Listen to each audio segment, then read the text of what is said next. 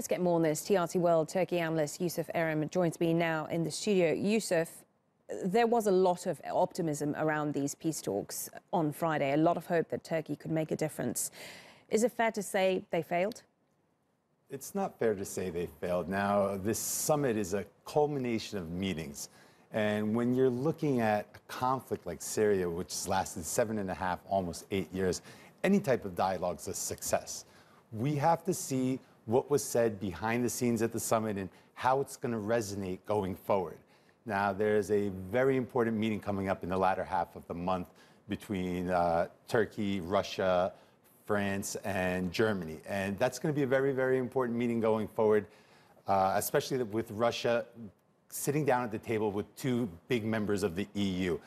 The EU is most likely going to stress migrant flows, how they can stop a mass humanitarian exodus, a disaster from Idlib. And maybe they might be more effective in pressuring Putin and having Putin agree to limit the scope of a regime offensive.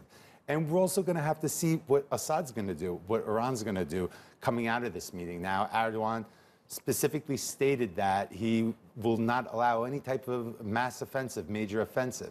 So if we can see that Assad's movements will be limited, the scope of what he's doing is limited, then this was a success, even though the declaration didn't have any concrete steps towards a solution going forward. It's interesting that you say that President Erdogan said he would not allow any kind of large offensive.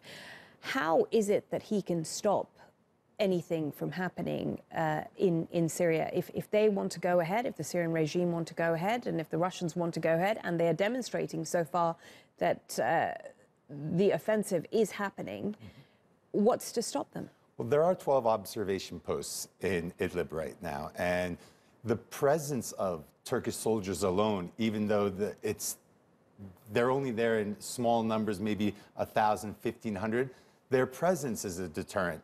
Obviously, the regime or Putin does not want to partake in anything that would bring harm to a Turkish soldier, that would escalate everything exponentially very, very, very quickly. And that nobody wants to escalate the situation any more than it is. Now, what President Erdogan is trying to do is he's trying to cater to the concerns of Putin and Assad. He's trying to isolate these groups that they view as terrorists. If he can successfully isolate these groups and neutralize them, for example, the HTS, Hayat Tahrir al-Sham, a former al-Qaeda affiliate, or another group that's causing problems, maybe Huras al-Din.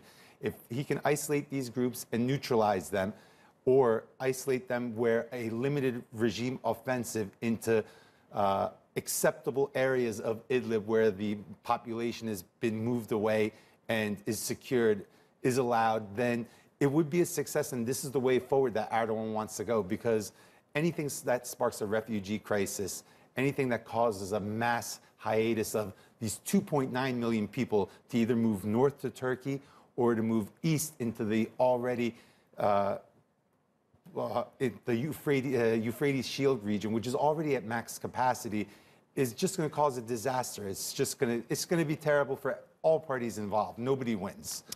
Yusuf Erim, many thanks for talking to us, TRT World's Turkey analyst. Thank you.